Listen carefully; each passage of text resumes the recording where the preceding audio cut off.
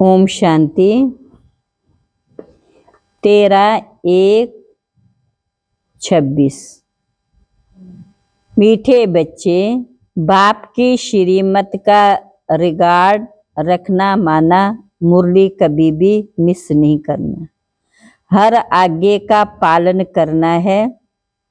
आज का प्रश्न, अगर तुम बच्चों से कोई पूछे राजी खुशी हो तो तुम्हें कौन सा जवाब फलक से देना चाहिए? कौन सा जवाब फलक से देना चाहिए?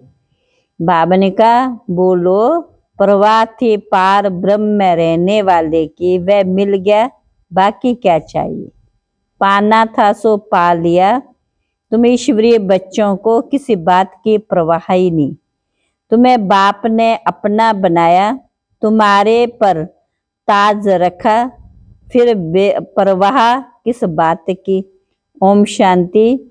बाप समझाते बच्चों की बुद्धि में जरूर होगा कि बाबा बाप भी है, टीचर भी है, सुप्रीम गुरु भी। इसी याद में जरूर होंगे। ये याद कभी कोई सिखला भी नहीं सकते, बाप ही कल्प कल्प आकर के सिखलाते हैं। याद की यात्रा, याद की यात्रा। ओम शांति। रूहानी बाप रूहानी बच्चों को समझाते हैं।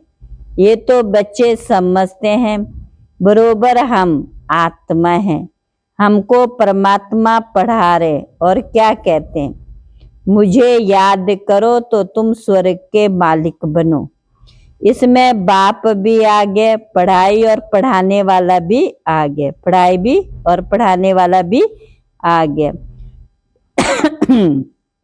तक तो बाबा ने कहा, भल कोई यहाँ रहते तो भी रिवाइज नहीं होता, तकदीर में नहीं है। तदवीर तो बाप कराते हैं, तदवीर कराने एक बाप है।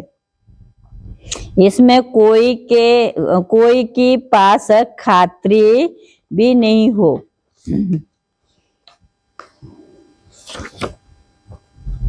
खातरी भी ना हो सकती, ना स्पेशल पढ़ाई। इस पढ़ाई में स्पेशल पढ़ने लिए टीचर को बुलाते हैं। उस पढ़ाई में तो ये तो तकदीर बनाने के लिए सबको पढ़ाते। एक एक को अलग कहाँ तक पढ़ाएंगे, कितने ढेर बच्चे।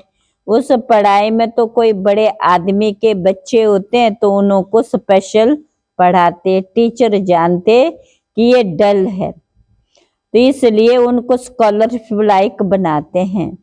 अब तुम बच्चों को ज्ञान है, जितना याद करेंगे उतना पावन बनेंगे, कम याद करेंगे तो कम पद पाएंगे।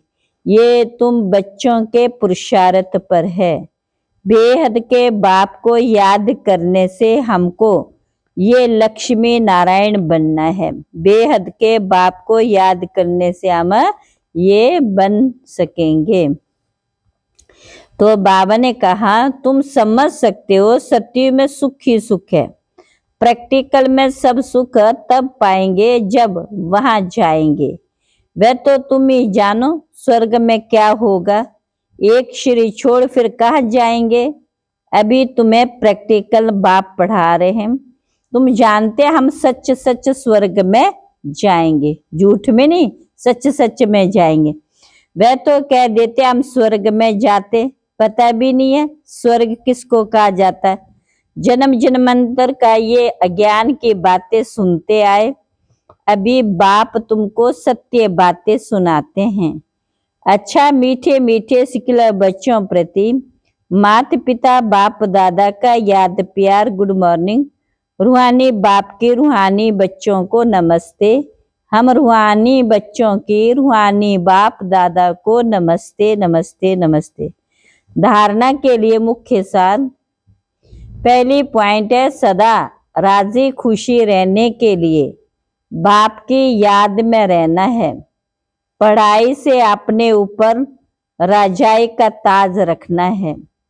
दूसरी पॉइंट है, श्रीमत पर भारत को स्वर्ग बनाने की सेवा करनी है। सदा श्रीमत पर रिगार्ड रखना है। आज का वरदान है, श्रेष्ठ तकदीर की स्मृति द्वारा अपने समर्थ स्वरूप में रहने वाले सूर्यवंशी पद के अधिकारी भव।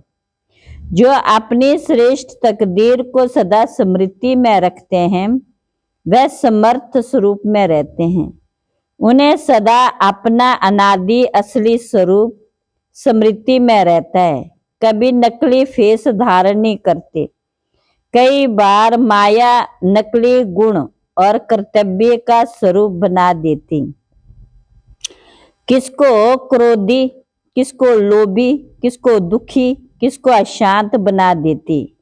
लेकिन असली स्वरूप इन सब बातों से परे है। जो बच्चे अपने असली स्वरूप में स्थित रहते वह सूर्यवंशी पद के अधिकारी बन जाते हैं। स्लोगन, सर्व पर रहम करने वाले, सर्व पर रहम करने वाले बनो तो अहम और वहम समाप्त हो जाएगा।